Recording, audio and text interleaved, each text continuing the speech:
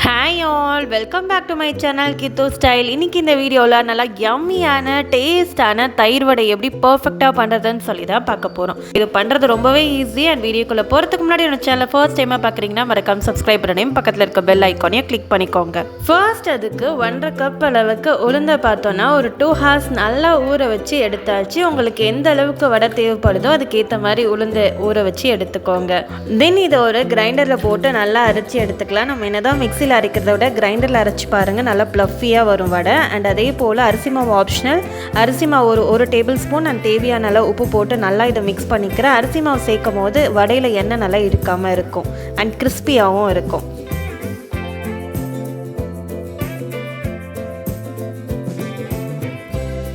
தென் handle நல்லா water spread பண்ணிவிட்டு வடையை இது போல் ரெடி பண்ணிவிட்டு எண்ணெய் நல்லா சூடானதுக்கப்புறமா எண்ணெயில் போட்டு பொரித்து எடுத்துடலாம்.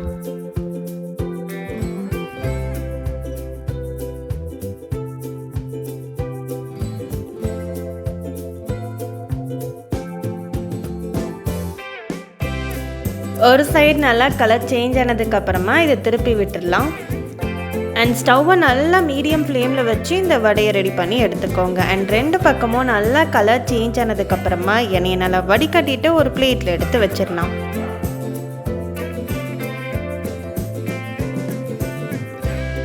இதே போல் மீதி இருக்க எல்லா மாவுலையும் வடையை ரெடி பண்ணி எடுத்துக்கலாம்.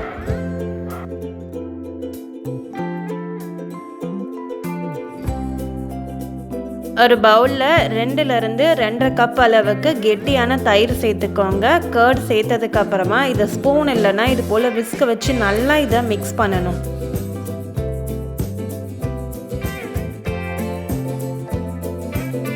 தேவையான அளவு உப்பு சேர்த்துட்டு நல்லா இதை மிக்ஸ் பண்ணிக்கலாம்.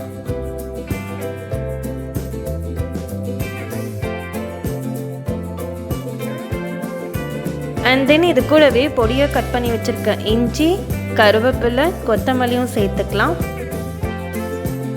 அண்ட் ஸ்பைசினஸ்க்காக 2 பச்சை மிளகாவை பொடியை கட் பண்ணி சேர்த்துக்கோங்க. இதை தாளிக்கிறதுக்கு ஒரு பேனில் எண்ணெய் சேர்த்துக்கலாம். எண்ணெய் நல்லா சூடானதுக்கப்புறமா உளுந்து சேர்த்துக்கோங்க. உளுந்து நல்லா லேசாக கலர் சேஞ்ச் ஆனதுக்கப்புறமா கடுகு சேர்த்துக்கலாம். கடுகு நல்லா பொரிஞ்சு வரும்போது கூடவே 2 காஞ்ச மிளகாவை உடைச்சிட்டு சேர்த்துக்கிறேன். அண்ட் இது கூடவே கடைசியாக ஜீரகம் ஒரு 1/2 டீஸ்பூன் போல் சேர்த்துட்டு நல்லா பொரிஞ்சதுக்கப்புறமா கடைசியாக பெருங்காயத்தூள் ஒரு 1/2 டீஸ்பூன் போல் போட்டுட்டு நல்லா சூடாகட்டும். இதை செப்பரேட்டாக எடுத்து வச்சிடலாம். அண்ட் ஒரு பவுலில் 4 கப் அளவுக்கு தண்ணி எடுத்துக்கலாம். அண்ட் அது கூடவே 1லேருந்து 2 டீஸ்பூன் போல் தயிர் சேர்த்துக்கோங்க. இப்போ தயிர் சேர்த்ததுக்கப்புறமா நல்லா மிக்ஸ் பண்ணிக்கலாம். அதாவது நம்ம மோர் தான் ரெடி பண்ண போகிறோம். அண்ட் இது கூடவே தேவையான அளவு உப்பு, கடைசியாக கருவேப்பிலை, கொத்தமல்லியும் கொஞ்சம் நல்லா ஃப்ளேவருக்காக நம்ம சேர்த்துட்டு நல்லா இதை மிக்ஸ் பண்ணிக்கணும். இந்த தாளிச்ச பொருள் எல்லாமே நல்லா சூடாகினதுக்கப்புறமா இந்த கர்டில் சேர்த்துக்கலாம். பிகாஸ் சூடாக இருக்கும் போது சேர்த்திங்கன்னா சம்டைம்ஸ் கர்ட் வந்து திரியறதுக்கு சான்சஸ் இருக்குது. ஸோ நல்லா சூடாகினதும் சேர்த்து நல்லா மிக்ஸ் பண்ணி விட்டுருங்க.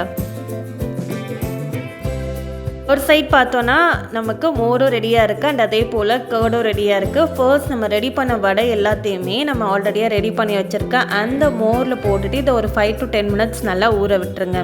இதுக்கு நம்ம ஹாட் வாட்டர் எதுவுமே யூஸ் பண்ணலை, நார்மலான வாட்டர் தான் யூஸ் பண்ணியிருக்கோம். இப்போ கரெக்டாக பார்த்தோன்னா ஒரு 10 minutes ஆகியிருக்கு. இந்த வடை எல்லாத்தையுமே எடுத்து நம்ம ரெடி பண்ணி வச்சுருந்து தாளித்து வச்சுருந்த அந்த கர்டில் சேர்த்துக்க போகிறோம்.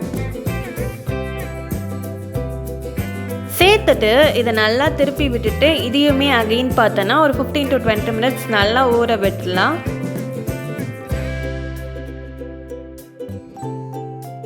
அண்ட் கடைசியாக நல்லா ஸ்பைசினஸ்க்கு சில்லி ஃப்ளேக்ஸை சேர்த்துக்கிறோம்.